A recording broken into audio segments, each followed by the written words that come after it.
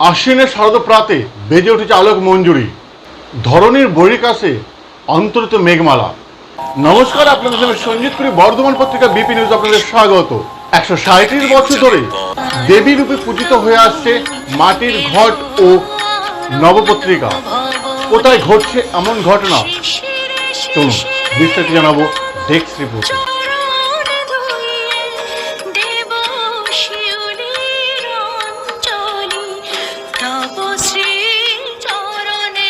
একশো 137 বছর ধরে দেবী রূপে পূজিত হয়ে আসছে মাটির ঘট ও নবপত্রিকা। আশ্বিনের শারদ প্রাতে বেজে উঠেছে আলোক মঞ্জুরি, ধরণীর বহির আকাশে অন্তরিত মেঘমালা।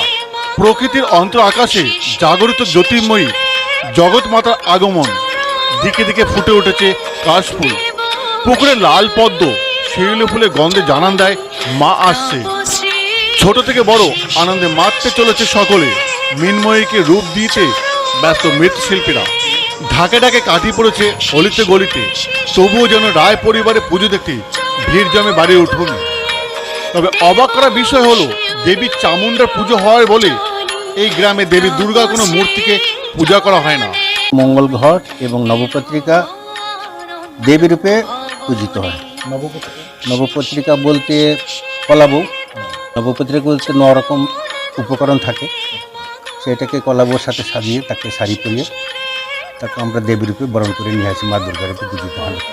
ঘটে পুজো হয় এই জন্যই, যেহেতু আমাদের এখানে মন্তেশ্বর দেবী চামুণ্ডা আছেন, আমাদের মাইজপাড়াতে তিনি পূজিত হন বলে আমাদের এখানে মৃন্ময়ী মূর্তি আনা বারণ।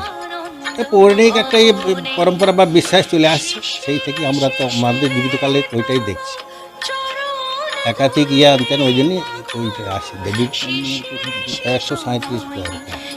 এখানে 137 বছর ধরে দেবী রূপে পূজিত হয়ে আসছে মাটির ঘট ও নবপত্রিকা, অর্থাৎ কলাবউ।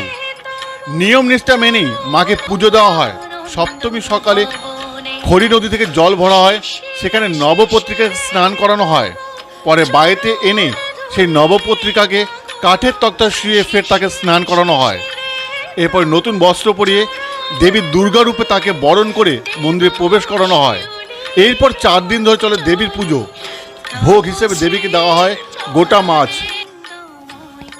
এই মুহূর্তে আমরা আছি বর্ধমান জেলার মন্তেশ্বর ব্লকের মন্তেশ্বর জোকারিপাড়ায়, যেখানে প্রায় 150 বছরের উপর এখানে পূজিত হয় মা দুর্গার। তবে মা দুর্গার এখানে কোনো মূর্তি পুজো করা হয় না। এখানে যেটা পুজো করা হয় মা দুর্গার ঘট এবং কলাবউকেই মা দুর্গা রূপে পূজিত করা হয়। এখানটাতে যেহেতু চামুণ্ডা মায়ের মূর্তি পূজিত হয় বৈশাখ মাসে, সেই কারণে মন্তেশ্বর ব্লকের মন্তেশ্বর এলাকাতেই কোথাও মা দুর্গার মূর্তিতে পূজিত হয় না। হরি নদী। এটা কবে ভরা হয় ঘরটা? ও সপ্তমীর দিন। সপ্তমীর দিন না ষষ্ঠীর দিন? না ষষ্ঠীতে না, সপ্তমীর দিন। হ্যাঁ হ্যাঁ, পাঁঠা বলি হয়। কবে কবে হয়? ওই সপ্তমীর দিন একটা হলো, অষ্টমীর দিন একটা হলো, নবমীর দিন 2টো হলো। পাঁঠা বলি পর আঁক বলি হয়, পানকুণ্ড বলি হয়। পূর্বপুরুষ থেকে হয়ে আসছে, ছেলেরাও দিচ্ছে 2টো পাঁঠা। নবমীর দিন 2টো পাঁঠা, মাছ গোটা মাছ দেয়, কাঁচা গোটা মাছ দেয়।